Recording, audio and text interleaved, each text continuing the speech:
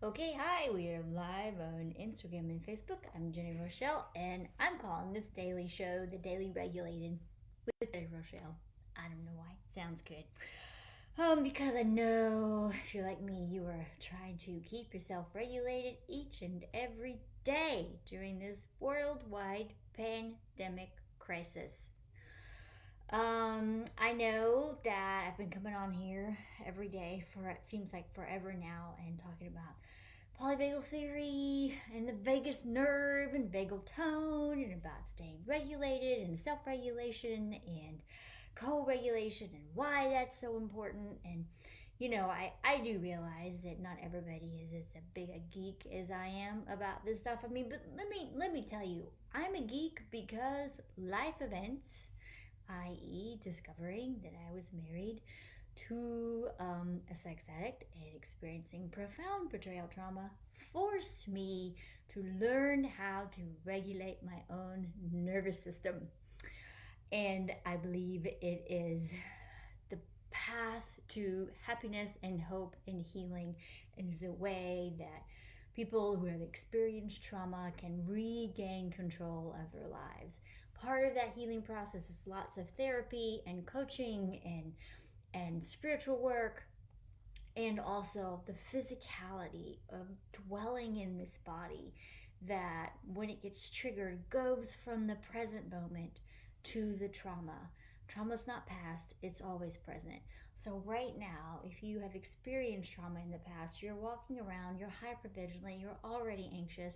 Now we have this major worldwide crisis going on, so of course you're feeling the impacts of that. The good news is, if you're like me, and you've dedicated your life to this, you're like, I got this. I know how to stay regulated on a daily basis. And then still, I have to be transparent and say every day is effort for me, every single day, to stay regulated. But anyway, what I really want to do today is just take a little bit of a step backwards, and talk about the vagus nerve. I was laying in bed this morning and thinking I should talk more about the vagus nerve and what it means. And lo and behold, this lovely little description came into my social media feed. And of course, polyvagal theory was developed by Dr. Stephen Porges, and he's written a lot about that. And this little summary that I found came from a man named Chris Pomfrett, and from an article that he wrote called "The Vagus Nerve: A Window on Consciousness and Disease." It sounds very serious, but here's what he has to say. Okay, listen up.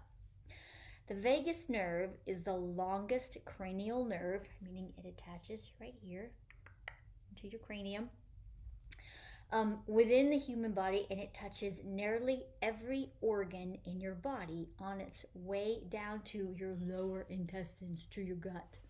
The vagal nerve is responsible for controlling numerous body processes and initiates a relaxation response, which tells you to rest and digest, as well as connecting the brain to the gut to support digestion. Polyvagal theory suggests that our ability to self-regulate or to adapt to our physical and emotional environmental changes, as well as our social behaviors, are linked to how well developed our vagal tone is. That's what I was talking about yesterday. Higher vagal tone results in greater awareness of our inner world, our interception, and improved resilience to stress and better mental health, which will in turn support our ability to feel safe and connect with other people in our lives. Both baby massage and baby yoga, he says, supports the development of vagal tone through touch, movement, face-to-face contact, conscious breathing, and experiencing loving connection. All of those things, as well as playful. Play is a really big part of polyvagal theory and increasing vagal tone. So play with your kids. Playful interactions, we're feeding this crucial nerve with experiences needed for lifelong skills of love, connection, and wellness. And he concludes by saying, love creates love. When we love each other, we expand our ability to love ourselves and to continue to love each other and to react to these stressful moments. I want to say a little bit about play. An interesting thing that I learned when I was reading this book of the Dr. Deb Dana, that I've been talking about this last week, she talks about play and how important it is, but what can happen for those of us with trauma who are working with our vagus nerve and strengthening it, like if it's too much play or if we have sort of like two different states at one time, or too much play can feel overwhelming to us. So like sometimes I'll be playing with my kids and it feels really, really good and I'm having a lot of fun, but it's like there's this point where I go over and it's too much. It's too much for me. Like it's all fun and games, and at some point my nervous system's like, oh yeah, no, I'm out. This is too much for me. And my boys are still going crazy and laughing and having the time of their lives, and my nervous system's like, whew, must shut down now, must withdraw, must make all this stop. So I just share that because I find all this stuff really, really interesting. And I'll continue to talk to you this week about ways to improve your vagal tone, which is how you regulate with yourself, how you regulate with other people. I had this lovely plan. I was going to have my two pugs. Those of you who know me and follow me know I have two pugs, Mr. Pickles and Penny. And I was going to have them in here because our fur babies definitely help us regulate. They will lay, those pugs lay all over me. They're like furry weighted blankets, but they couldn't keep it together. There was somebody walking down the street and they lost their shit, so I had to kick them out.